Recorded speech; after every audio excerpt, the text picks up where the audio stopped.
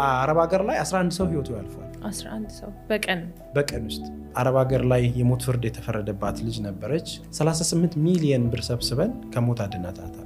አረብ ሀገር ካሉ እህት ወንድሞቻችን የሚያሳዝንክ ነገር ምንድን ነው?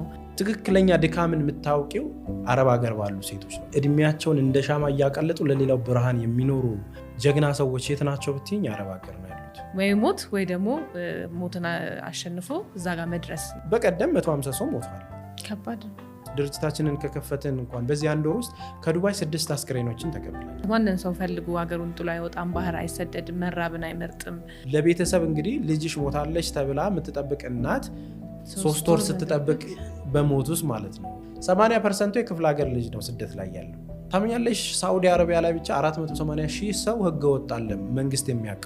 ይኸው አረብ ሀገር ሄደው ውጭ ወጥተው ፀሐይ ያላዩ ብዙ እህቶች አሉ። ብዙ ጊዜ ሴት እህቶቻችን በአንዳንድ ወንድሞቻችን ይጎዳሉ፣ ገንዘባቸውን ይልካሉ፣ ይበላሉ እና አላፈቀሩት ሰው ምናምን ማይሆን ነገር ራቆታቸውን ቪዲዮ ምናምን በቃ አለ አይደል፣ በፍቅር ጊዜ ትታወሪያለሽ። ዘፈንሽም እንዲታይ ፊልምሽም እንዲታይ ረጅሙን ሰዓት ይዘው የሚከታተሏቸው አረብ ሀገር ያሉ ልጆች ናቸው።